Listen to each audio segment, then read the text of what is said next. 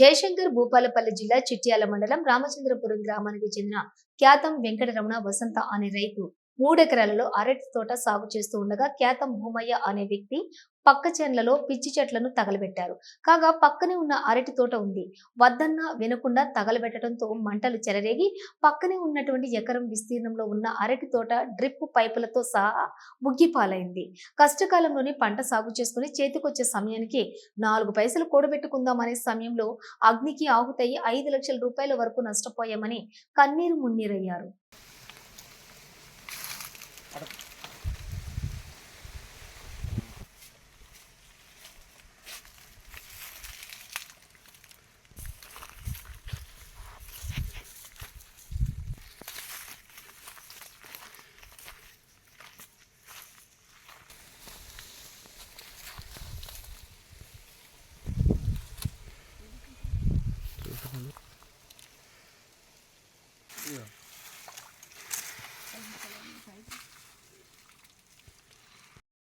ఇట్లా మొత్తం కాలిపోయినాయి, చేను మొత్తం కాలిపోయింది.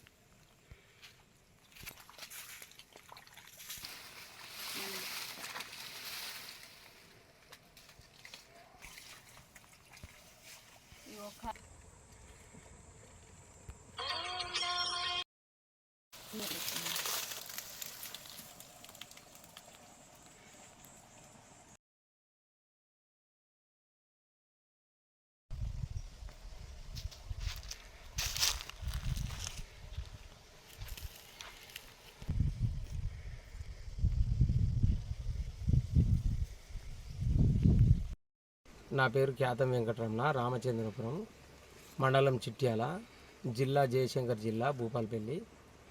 మేము 3 ఎకరాల అరటి తోట సాగు చేసుకుంటూ ఉంటున్నాము. మా పక్కన ఖ్యాతం భూమయ్య, ఖ్యాతం వెంకటేశ్వర్లు వాళ్ళ కొడుకు కూడా వచ్చి 3 ఎకరాల అరటి తోట మాది ఉండగా 1 ఎకరం అరటి తోట మొత్తం ఖాళీ బూడిదైపోయింది. మేము అటు వచ్చి చూసేసరికి మాకు వాళ్ళు చెప్పలే, పక్క వాళ్ళ రైతులు మాకు చెప్పడంతో మేము పోయి చూసేసరికి ఖాళీ బూడిదైపోయింది మొత్తం. మాకు చేతికొచ్చే ఇంకో నెల రోజులకు చేతికొచ్చే పంట మొత్తం నష్టం అయిపోయింది. ఇది ఖ్యాతం భూమయ్యను, ఖ్యాతం వెంకటేశ్వర్లు, ఖ్యాతం బన్నీ అని వాళ్ళ కొడుకు, వాళ్ళ ముగ్గురు అంటుపెట్టిళ్ళు. అప్పుడు కూడా నేను చెప్పిన, వచ్చేటప్పుడు కూడా వాళ్ళు అంటు పెడతానని చెప్పినా కూడా నేను అద్దన్న కూడా వాళ్ళు వినకుండా అంటుపెట్టిన తర్వాత మీ చేనులకు ఏం పోదు అని మేము 5-6 ఉన్నాము, మేము సల్లార్పుకుంటాము అని అన్నారు. సల్లార్పుకుంటూ అన్నా కానీ నేను నమ్మలేక పోయేసరికి మొత్తం ఖాళీ బూడిదైపోయింది. ఒక 5-6 లక్షల నష్టమైంది. మాకు నష్టపరిహారం కట్టియాలని మా ఆలోచన, ఆవేదన కూడా గురై మేము ఉన్నాము.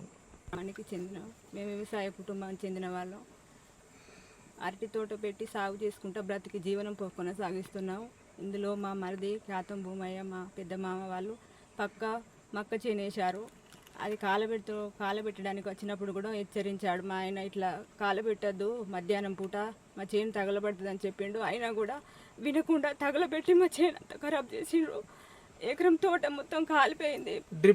బతకడానికి జీవితం అది ఎట్లని బాధపడుతున్నాం. మేమేమని చెప్పుకోవాలో మాకు అర్థమవుతలేదు. చేను చూసేసరికి గోడున నిన్న మధ్యాహ్నం నుండి మేము విలపిస్తున్నాం. మా బాధ ఎవరు పట్టించుకోలేట్లేదు.